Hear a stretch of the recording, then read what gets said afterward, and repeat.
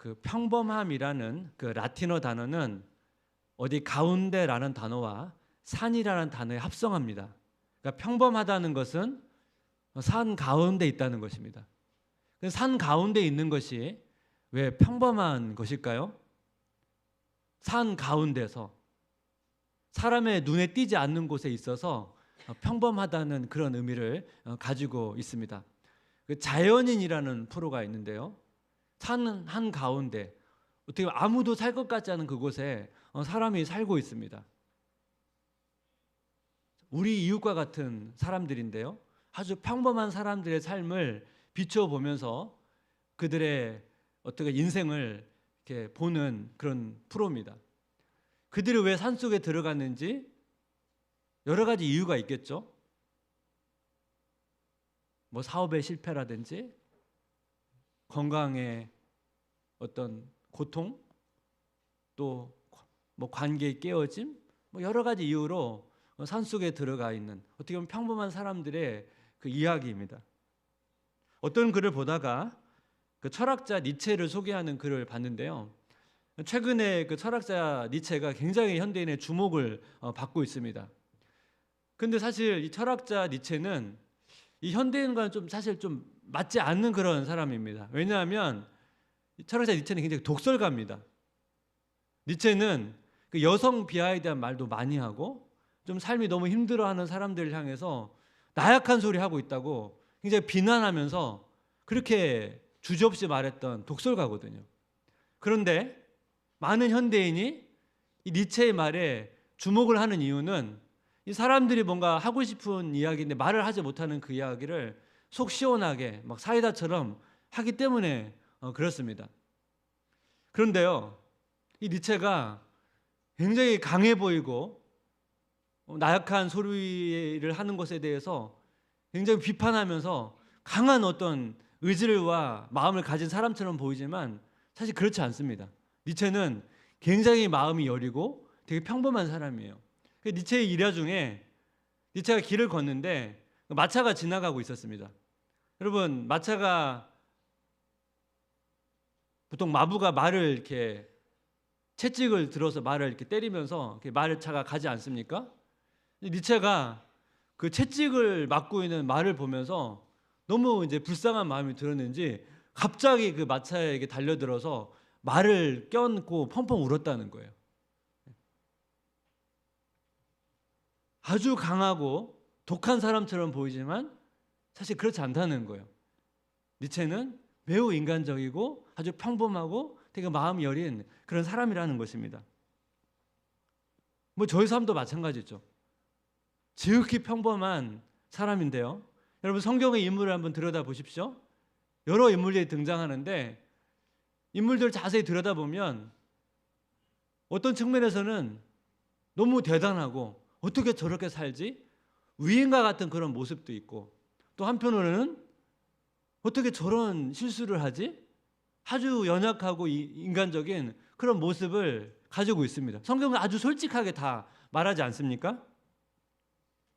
야고보서 5장 17절 말씀을 공동 번역으로 보면 그 엘리야를 묘사할 때 우리와 같은 인간이다 이렇게 표현을 하고 있습니다. 엘리야는 죽음을 경험하지 않고 하늘로 올라간 사람인데 우리와 같은 평범한 사람이라는 것입니다. 우리가 살펴볼 다윗도 마찬가지예요. 다윗도 아주 평범한 사람인데 하나님께서 그런 아주 평범한 다윗을 주목하고 있다는 것입니다. 오늘 그런 내용을 한번 본문을 통해서 살펴보기를 원합니다. 이 다윗의 이야기는 이제 사무엘이 다윗을 찾아가는 이야기로 시작을 합니다. 근데 이 사무엘은 그 당시에 되게 마음이 슬펐어요. 왜 마음이 슬펐냐면 하나님께서 사울 왕을 버리셨습니다. 사무엘은 사울 왕에게 이 하나님의 메시지를 전하고 이제 고향으로 돌아가서 이 나라를 걱정하면서 지내고 있었습니다. 사무엘상 16장 1절 여호와께서 사무엘에게 이르시되 내가 이미 사울을 버려 이스라엘 왕이 되지 못하게 하였거늘 내가 그를 위하여 언제까지 슬퍼하겠느냐. 너는 뿔에 기름을 채워 가지고 가라. 내가 너를 베들레헴 사람 이새에게로 보내리니 이는 내가 그의 아들 중에서 한 왕을 보았느니라 하시는지라. 하나님께서는 슬퍼하고 있는 사무엘에게 언제까지 이게 슬퍼하겠느냐 말씀하시면서 사명을 맡깁니다. 이새의 가족에게 가서 한 왕을 세우려고 하니까 가서 기름을 부으라는 거예요. 이 하나님의 명령을 받은 이 사무엘은 좀 다소 의외의 반응을 보입니다. 사무엘상 16장 2절 사무엘이 이르되 내가 어찌 갈 수 있으리까 사울이 들으면 나를 죽이리다 하니 여호와께서 이르시되 너는 암송아지를 끌고 가서 말하기를 내가 여호와께 제사를 드리러 왔다 하고. 사무엘은 자기가 행한 일을 사울이 알게 된다면 사울이 자기를 죽일 거라고 말해요. 우리가 그냥 생각할 때 그냥 조용히 가서 기름 붓고 오면 되는데 뭐 이렇게 이게 죽을 일이라고 이렇게 벌벌 떨지? 그런 생각을 할 수 있잖아요. 그렇지 않아요. 이걸 알려면 좀 지리를 알아야 되는데 사무엘은 라마라고 하는 지역에서 살고 있었고 사울은 라마 아래에 기브아라는 데서 살고 있었습니다. 지금 어디를 가야 됩니까? 베들레헴에 살고 있는 이새의 집에 가야 되는데 사무엘이 살고 있는 라마에서 이 베들레헴으로 가려면 사울이 살고 있는 기브아를 통과해야 됩니다. 민족의 영적 지도자 사무엘이 이동하고 있다면 사울의 첩보를 담당하는 군사들이 다 알아차리겠죠? 그렇다면 여러분 사무엘의 이동 경로는 사울에게 들어갈 것입니다. 이게 왜 이렇게 중요합니까? 앞에서 사무엘은 사울에게 당신의 왕의 통치가 끝날 것이라고 선포를 했죠. 사울은 이걸 알고 있었기 때문에 사울은 계속 사무엘의 행동을 감시하고 주목하고 있었거든요. 그러니까 사무엘이 두려워하는 거예요. 하나님께서 아이디어를 주세요. 제사를 지내러 간다고 하면 사울이 의심하지 않을 거라고. 그래서 사무엘이 이제 하나님의 명령에 순종해서 다윗에게 이제 기름을 붓게 되는데요. 사무엘이 다윗에게 이 기름을 붓는 과정에서 하나님께서 어떤 사람을 쓰시는지 오늘 두 가지로 한번 정리하기를 원하는데, 하나님께서 쓰시는 사람 첫 번째는 하나님은 사람의 외모가 아닌 마음을 보십니다. 사무엘이 베들레헴에 가가지고 제사를 드리는데 이새의 가족을 초청을 합니다. 이때 사무엘의 선택을 보십시오. 사무엘상 16장 6절 한번 같이 읽어볼까요? 그들이 오매 사무엘이 엘리압을 보고 마음에 이르기를 여호와의 기름 부으실 자가 과연 주님 앞에 있도다 하였더니. 사무엘은 엘리압을 보자마자 왕이 될 사람이구나 그런 인식을 하게 되는데, 하나님의 답변을 보십시오. 사무엘상 16장 7절 상반절 보니까 여호와께서 사무엘에 이르시되 그의 용모와 키를 보지 말라 내가 이미 그를 버렸노라. 사무엘은 왕의 조건으로 용모와 키를 보았다는 것을 볼 수가 있습니다. 그럼 사무엘은 왜 왕의 조건으로 용모와 키를 보았을까요? 사울 왕 때문에 그렇거든요. 사무엘상 9장 2절 기스에게 아들이 있으니 그 이름은 사울이요 준수한 소년이라. 이스라엘 자손 중에 그보다 더 준수한 자가 없고 키는 모든 백성보다 어깨 위만큼 더 컸더라. 여기 보면 하나님께 선택한 사울을 묘사할 때 두 가지 특징이 있습니다. 첫 번째는 뭐죠? 준수한 자. 준수하다는 것은 잘생겼다는 거예요. 두 번째는 키입니다. 그 사무엘은 하나님께서 사울을 선택한 걸 보고 뭘 발견한 겁니까? 사울의 용모와 키를 봤거든요. 그러니까 이 기억이 있는 거죠. 그런데 다시 왕을 선택할 때 그 용모와 키를 보게 됐다는 거예요. 그 심리학 용어 중에 초두 효과라는 게 있거든요. 처음 들어본 정보가 나중에 들어온 정보보다 중요하다는 것입니다. 초두 효과의 대표적인 사례가 첫인상입니다.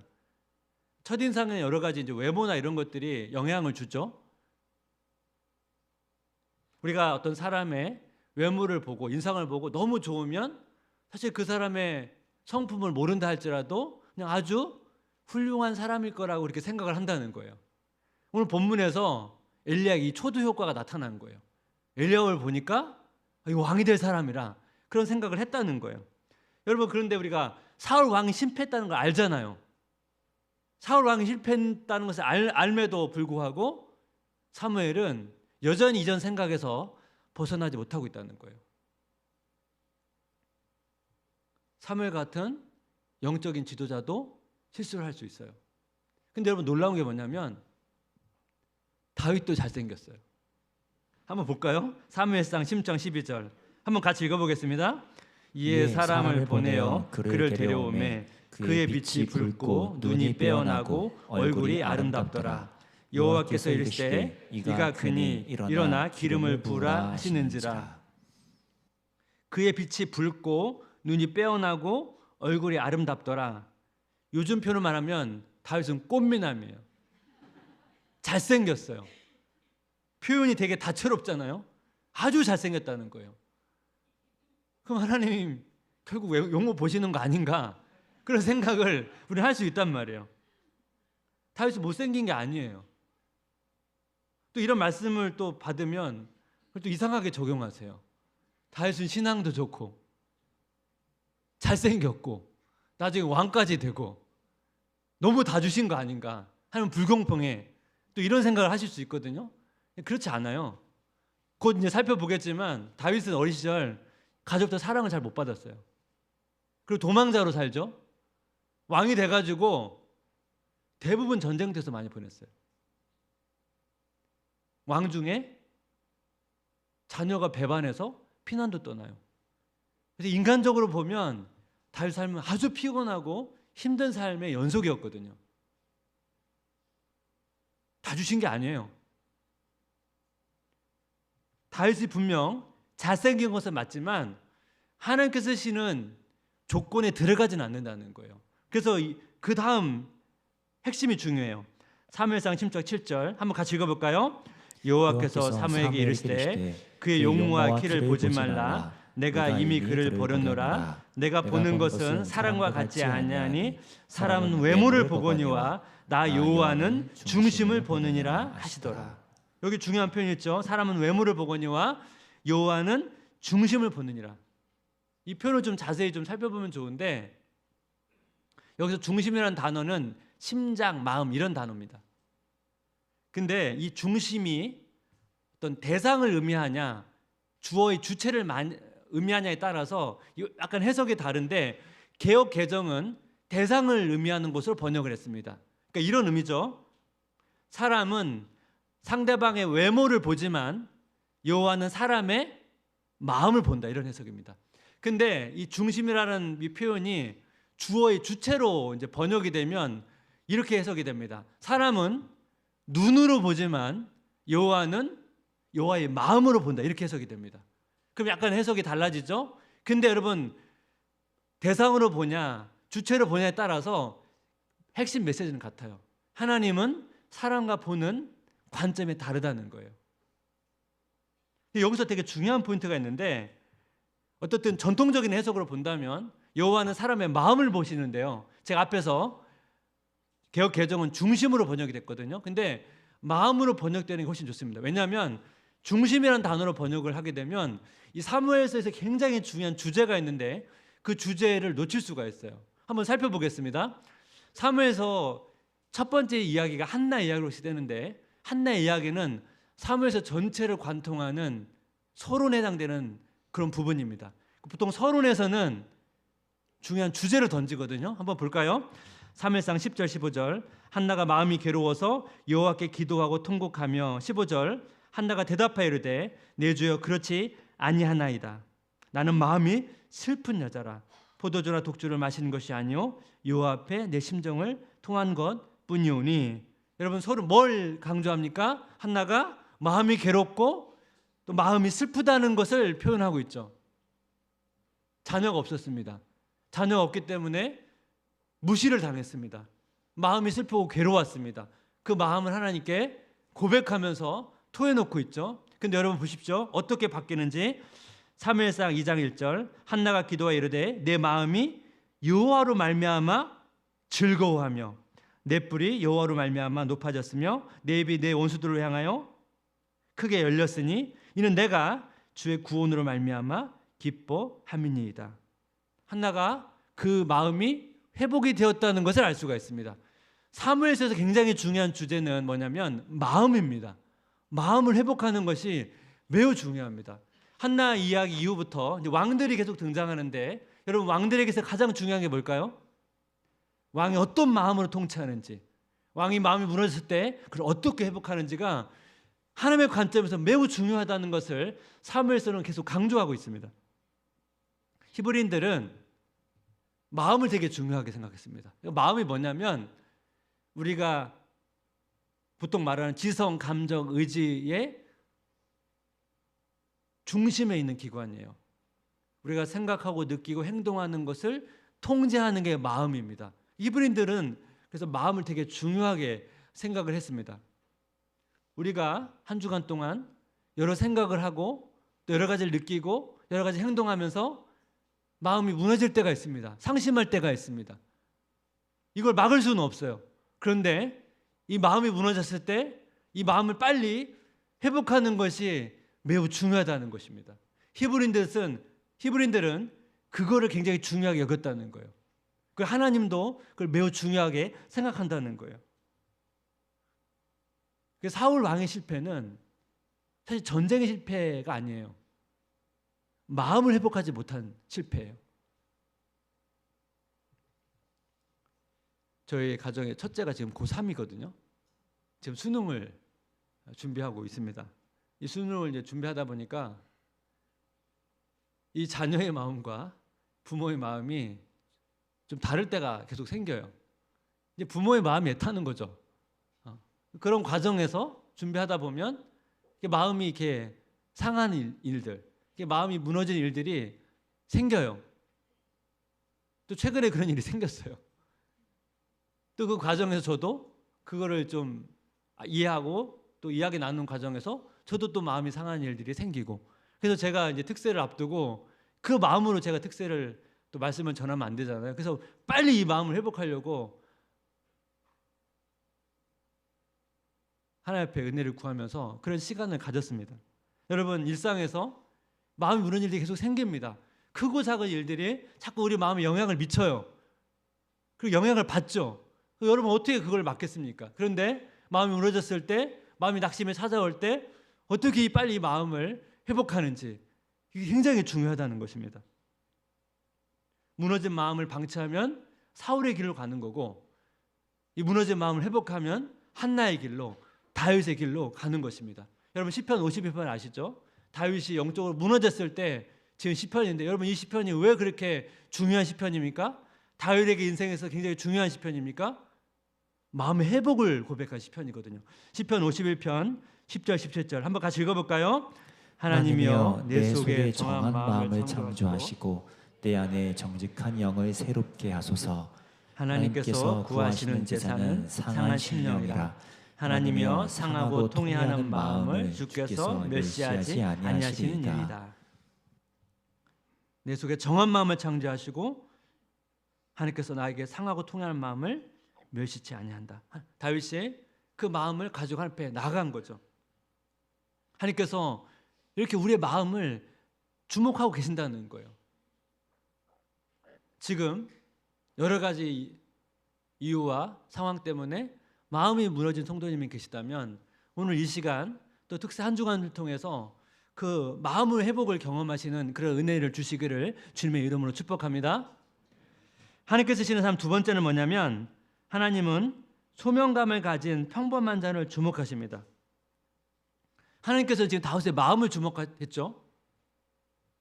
다윗의 가족은 다윗을 어떤 시선으로 바라보고 있는지 한번 살펴보겠습니다. 사무엘은 지금 베들레헴에 가서 그 제사에 이새의 가족을 초청을 했습니다. 여러분 그 당시에 평범한 가정이 사무엘의 이런 초청을 받았다면 이거 얼마나 영광스러운 초대입니까? 근데 이 중요한 행사에 다윗이 참여를 못해요. 우리 같으면 온 가족이 다 가지 않겠습니까? 근데 다윗이 왜 참여하지 못했는지 오늘 본문에서 중요한 힌트를 하나 던지고 있는데 그걸 한번 보겠습니다. 사무엘상 16장 11절. 또 사무엘이 이새에게 이르되 내 아들들이 다 여기 있느냐? 이새가 이르되 아직 막내가 남았는데 그는 양을 지키나이다. 사무엘이 이새에게 이르되 사람을 보내어 그를 데려오라. 그가 여기 오기까지는 우리가 식사 자리에 앉지 아니하겠노라. 사무엘이 네 아들이 모두 왔냐 물었더니 이새가 막내라는 이 자리에 없다고 말해요. 여기 막내라는 단어가 등장하죠.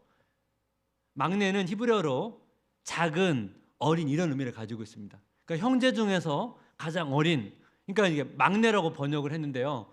이 단어가 사실 또 다른 의미가 하나 있는데 굉장히 중요한 의미를 가지고 있는데 그 단어가 뭐냐면, 의미가 뭐냐면 중요하지 않은 이런 의미를 가지고 있습니다.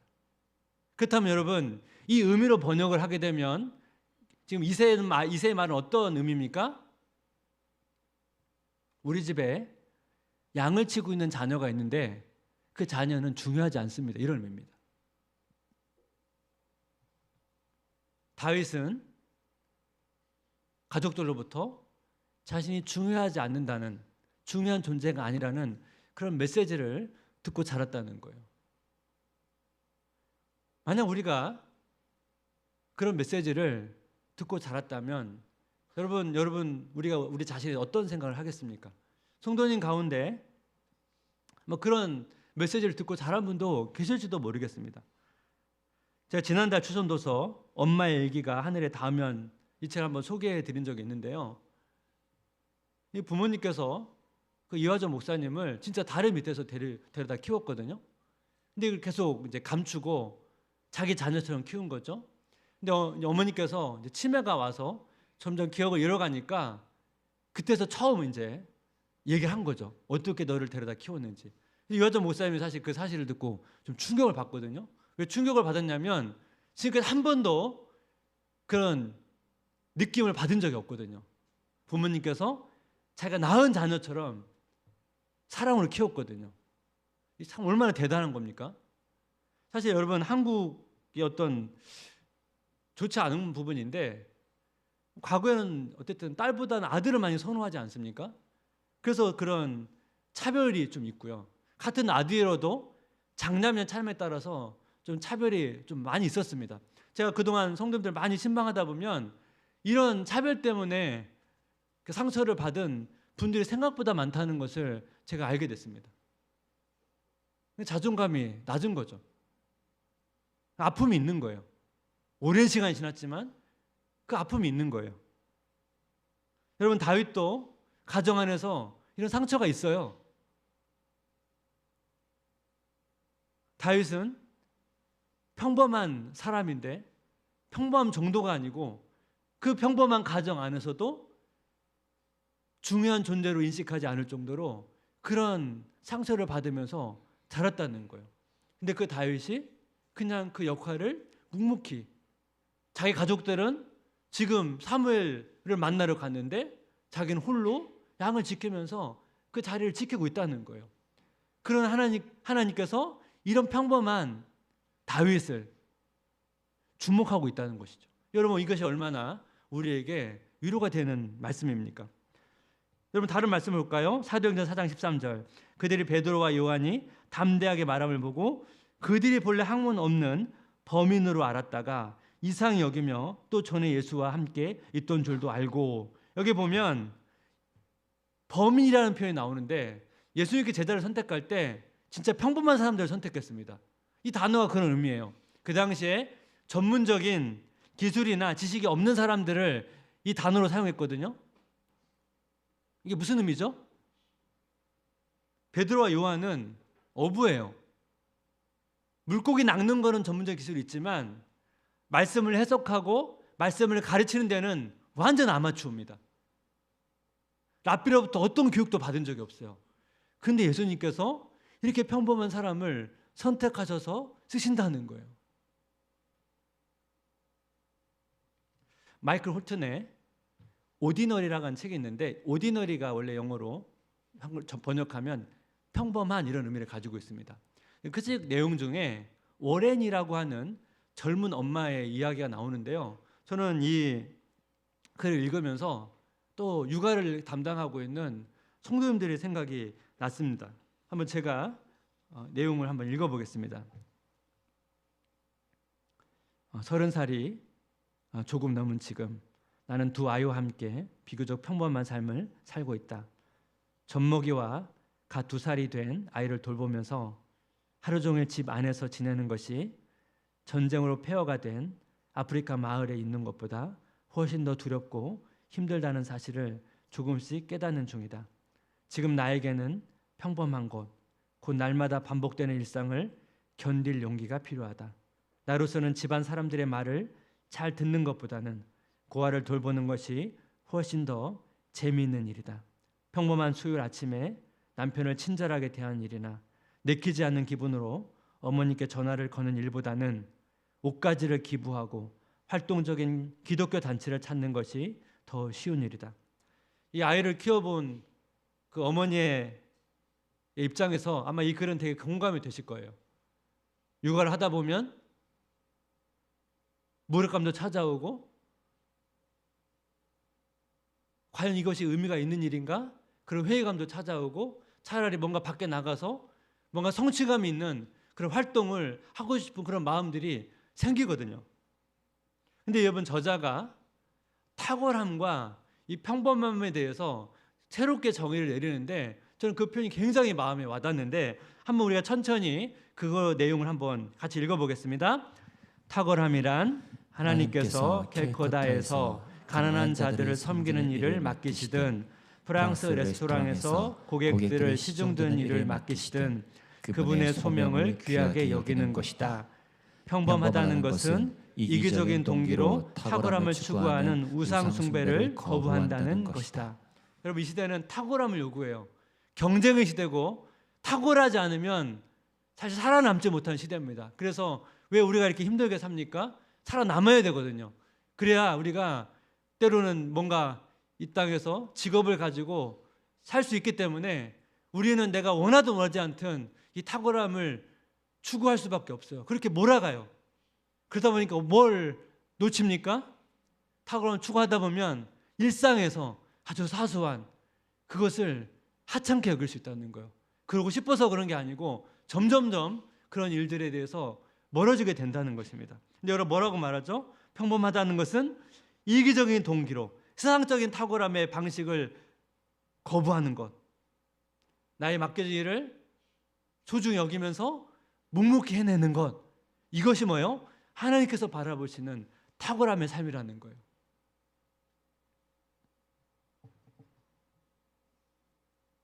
저는 이 내용을 묵상하면서 그런 생각이 들었는데요. 우리가 장차 하나님 나라에 가게 되면 굉장한 많은 역전들이 일어날 거라는 생각을 합니다. 이 땅에서, 일상에서 되게 평범하게 묵묵히 자기 일을 하시는 분들이요, 마치 평범함의 의미처럼 산 한가운데서 아무도 알아주지 않는 그런 일을 묵묵히 하신 분들이 하늘 나라에서는 크게 인정받고 칭찬받는 그런 일들이 많이 일어날 거라고 생각을 합니다. 그래서 우리가 이 땅에서 자꾸 뭔가 눈에 띄고 뭔가 엄청난 상을 받고 꼭 그래야만 우리가 이 땅에서 의미를 찾는 게 아니고 세상 사람들이 알아주지 않는다 할지라도 나의 주어진 자리에서 묵묵히 나간다면 그것이 바로 탁월한 것이라는 거예요. 오늘 말씀을 종합해 보면 우리가 맡겨진 일상의 일들이 많이 있습니다. 그 일들을 여러분 묵묵히 해 나가려면 마음 회복이 중요해요.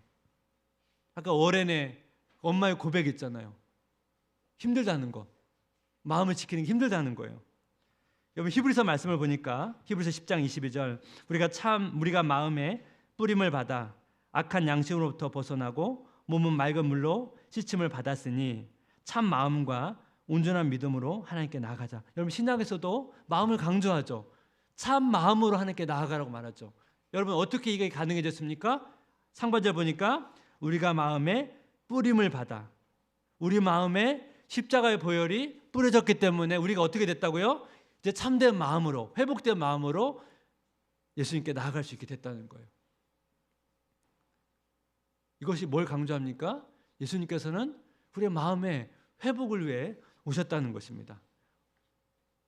우리가 어떤 마음을 가지고 있든지 간에 슬픈 마음이든 괴로운 마음이든 무기력한 마음이든 또 분한 마음이든 원통한 마음이든 억울한 마음이든 어떤 마음을 가지고 있든지 간에 주님 앞에 그 마음을 가지고 나아가면 주님께서 어떻게 해요? 우리의 마음을 새롭게 참된 마음으로 회복시켜 준다는 겁니다. 여러분, 제가 앞에서 말씀드렸던 것처럼 여러분 한나 인생에서 그 인생이 하나님 앞에서 성공한 인생이 된 것은 여러분 자녀를 가졌기 때문이 아니에요. 자녀를 가졌어도 그 마음을 회복하지 못하면 한내 인생은 하나님 앞에서 실패한 인생입니다. 한내 인생이 성공한 것은 그 슬픈 마음과 괴로운 마음이 하나님 안에서 회복됐기 때문에 사무엘서의 서론을 장식하는 그런 이야기가 되었다는 것입니다. 사울 왕은 왜 실패했습니까? 전쟁에서 실패가 아니고 그 무너진 마음, 상실한 마음을 회복하지 못했다는 거예요. 여러분, 왜 다윗이 하나님께 주목을 받았습니까? 어린 시절 가족부터 상처를 받고 자기는 중요한 존재가 아닌 것처럼 여기를 받았지만 그 아픈 마음 가운데도 그 마음을 회복했거든요. 여러분, 이 내용은 내일 자세하게 좀 살펴볼 부분입니다. 여러분, 이렇다면 성도님은 여러분 한 주간 동안 여러분 무엇을 여러분 소중히 여기셨습니까? 성도님은 여러분 이 마음에 대해서 얼마나 여러분 소중히 여기셨고 여러분 그 마음 가운데 혹시 무너진 마음이 되었다면 여러분 그 마음을 회복하기 위해서 얼마나 애를 쓰시고 주님을 의지하셨습니까? 아무리 많은 것을 우리가 성취하고 많은 것을 갖고 많은 걸 누려도 우리의 마음이 회복되지 않으면 우리 인생은 하나님 앞에서 실패한 인생이 될 수밖에 없습니다. 이것이 사무엘서에서 얘기하는 매우 중요한, 하나님께서 굉장히 중요하게 여기시는 부분이라는 거예요. 그래서 이 시간에 우리가 이 시간 이후에 찬양과 기도 드릴 때 여러분 어떤 마음도 다 괜찮습니다. 그 마음을 하나님께 내어놓으십시오. 그리고 그 마음을 하나님께 내어놓고 하나님 그 마음을 회복시켜 달라고 기도하고 찬양하면 좋겠습니다. 그래서 여러분 한 주간 동안 우리 매일매일이 그 회복된 마음으로 하루 시작할 수만 있다면 여러분 그것이 얼마나 복된 삶이 되겠습니까? 그런 삶이 이루어지시기를 주님의 이름으로 축복합니다. 시간 우리가 같이 결단하며 찬양하면 좋을 것 같은데요. 우리 같이 이 시간 이 고백을 담아서 같이 찬양합니다. 우리들을 위하여, 우리들을 위하여 십자가에 못 박혀 십자가에 못 박혀 모든 죄를 용서하사 모든 죄를 용서하사 의인 삼아 주신 주, 의인 삼아 주신 주 어떤 일이 있어도 어떤 일이 있어도 나를 버리지 않고 나를 버리지 않고 죽기까지 사랑하신 죽기까지 사랑하신 나의 귀한 예수님, 나의 귀한 예수님 내 마음의 한 자리, 내 마음의 한 자리 가장 귀한 그 자리, 가장 귀한 그 자리 주 오셔서 주 오셔서 앉으소서, 앉으소서 주님만 나의 보배, 주님만 나의 보배 내 마음의 한 자리, 내 마음의 한 자리 가장 귀한 그 자리, 가장 귀한 그 자리 주 오셔서 주 오셔서 다스리소서, 다스리소서 주님만 나의 영광. 주님만 나의 영광 우리 다시 한번 고백할까요? 우리들을 위하여, 우리들을 위하여 십자가에 못 박혀 십자가에 못 박혀 모든 죄를 용서하사 모든 죄를 용서하사 의인 삼아 주신 주, 의인 삼아 주신 주 어떤 일이 있어도 어떤 일이 있어도 나를 버리지 않고 나를 버리지 않고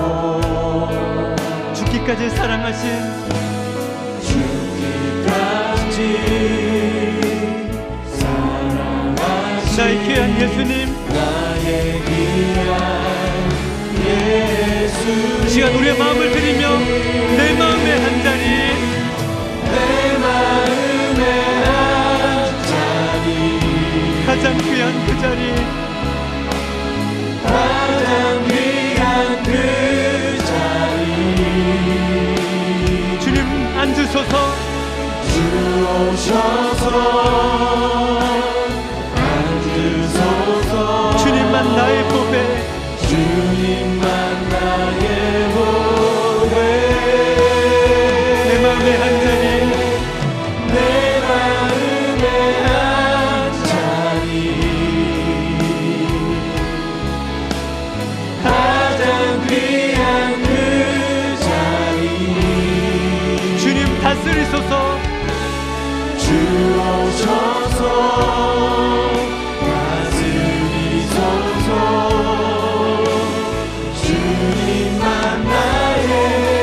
한번 찬양할까요? 내 마음의 한 자리, 내 마음의 한 자리, 가장 귀한 그 자리, 가장 귀한 그 자리, 주 오셔서, 주 오셔서 앉으소서.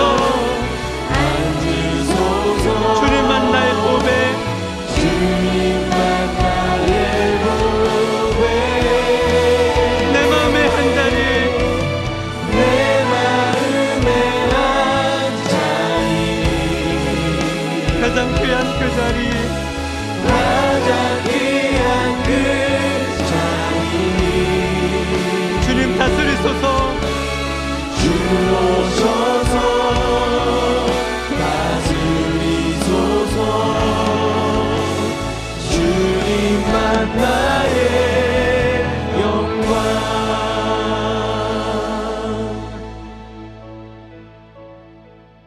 하나님께서는 지금도 우리의 마음을 주목해서 보고 계십니다.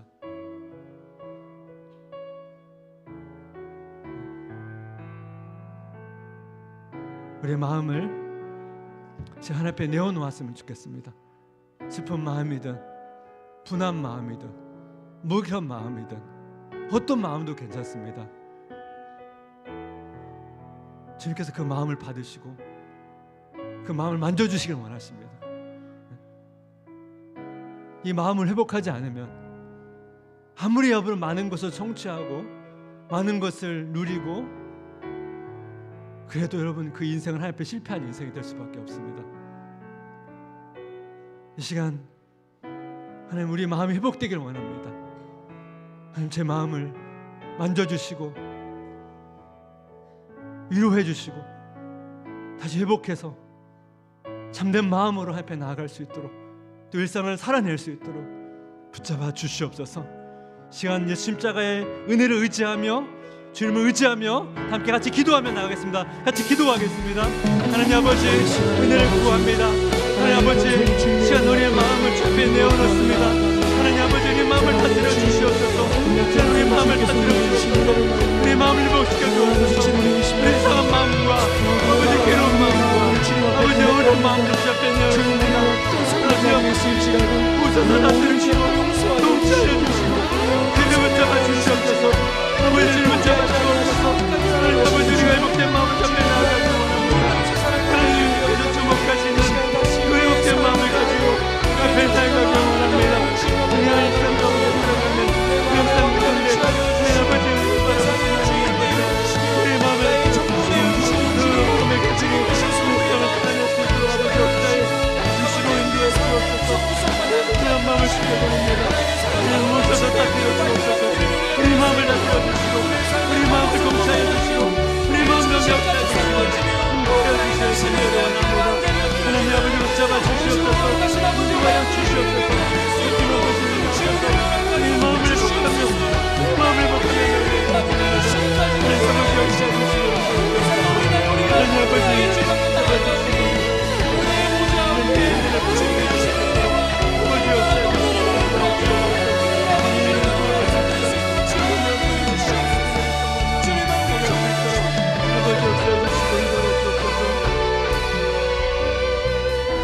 번 더 같이 기도할 때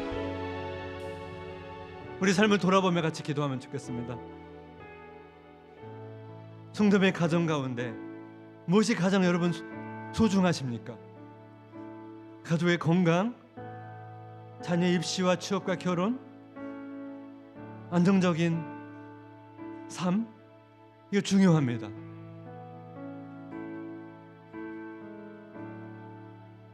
하지만 그것보다 우리 가정의 가장 소중한 그 자리에 예수님을 모셔야 됩니다. 우리 일터에서 가장 소중하게 생각하는 것이 무엇입니까? 승진, 연봉, 직장 동료로부터의 인정, 학교를 다닌다면 많은 자격증과 좋은 학점, 이게 필요합니다. 하지만 이것보다 더 중요한 것, 우리 일터에서 예수님이 최고의 자리에 계셔야만 합니다. 여러분 교회에서 생활하면서 여러분 무엇이 가장 소중합니까?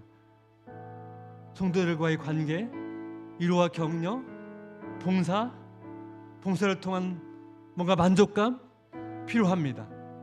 하지만 이 교회 생활에서 가장 소중한 자리는 예수님이어야만 합니다. 이 민족과 일반 가운데 수많은 문제들이 있고 해결할 문제들이 있지만 이 민족과 일반 가운데 그 가장 소중한 자리에 예수님이 계셔야만 합니다. 우리 지금 한번 같이 기도할 때 우리 가정과 또 일터와 교회와 민족과 세계 열방 가운데 주님 오시옵소서. 그 소중한 자리에 주님 오시옵소서. 그리고 주님 우리를 다스려 주옵소서. 통치해 주옵소서. 주님이 나의 왕이시고 주님이 나의 보배이심을 드러내 주시옵소서. 우리가 인정합니다. 주님을 높여드립니다. 한 번 더 같이 기도하기를 원합니다. 하나님 아버지, 시야 주님을 기도합니다. 하나님 아버지, 우리 가정 가운데, 아버지 일터 가운데, 아버지 우리의 교회 가운데, 이 민족과 일방 가운데 주님 왕으로 오시옵소서. 주님 우리의 보배이십니다. 주님 우리의 주인이십니다. 다스려 주시고 통치해 주시고 아버지 우리 가운데 함께하여 주시옵소서. 하나님 아버지 그 최고의 영광을 주님 받아 주옵소서. 주님 아버지 우리 삶을 다스려 주옵소서. 주님의 은혜를 구원합니다.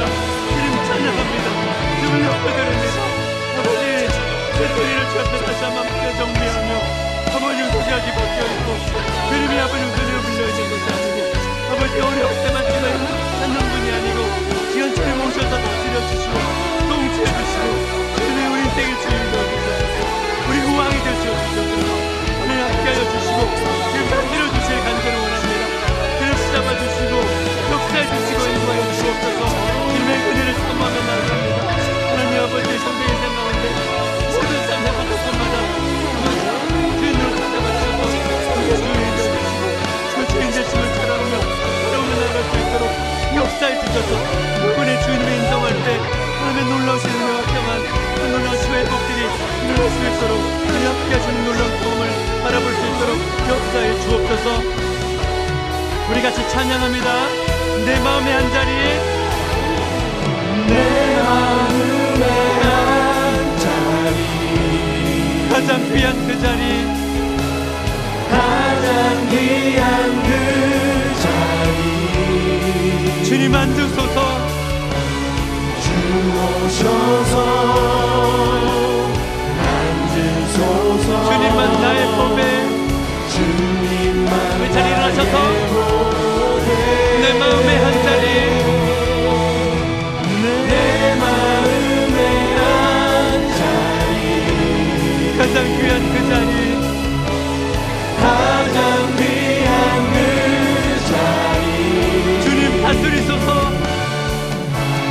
주 오셔서 다스리소서. 주님만 나의 영광.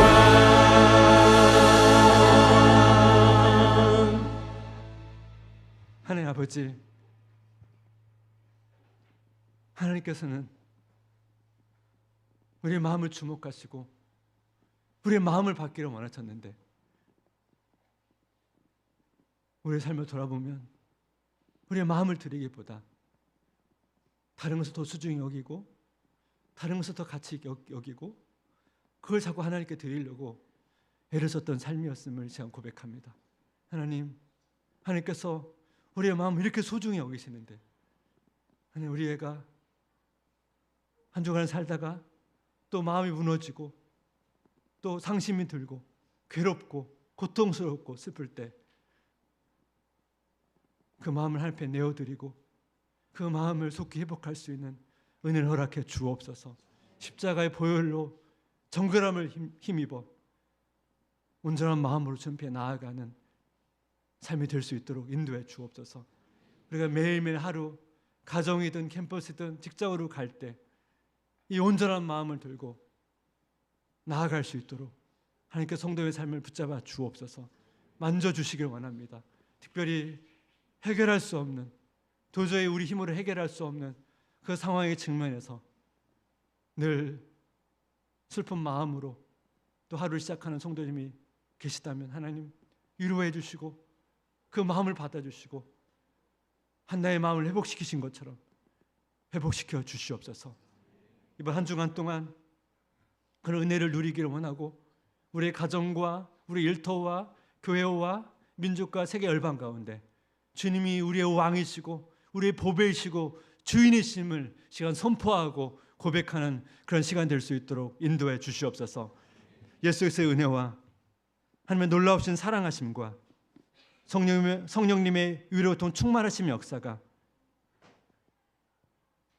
우리의 마음을 주목하시는 그 하나님 아버지 앞에 우리의 마음을 토해 놓으며 참된 마음으로 우리의 일상에서 그 하나님의 주인 되심과 통치하심을 경험하기를 소망하는 모든 성도님 머리 위에 지금부터 영원토록 함께 있을지어다. 아멘.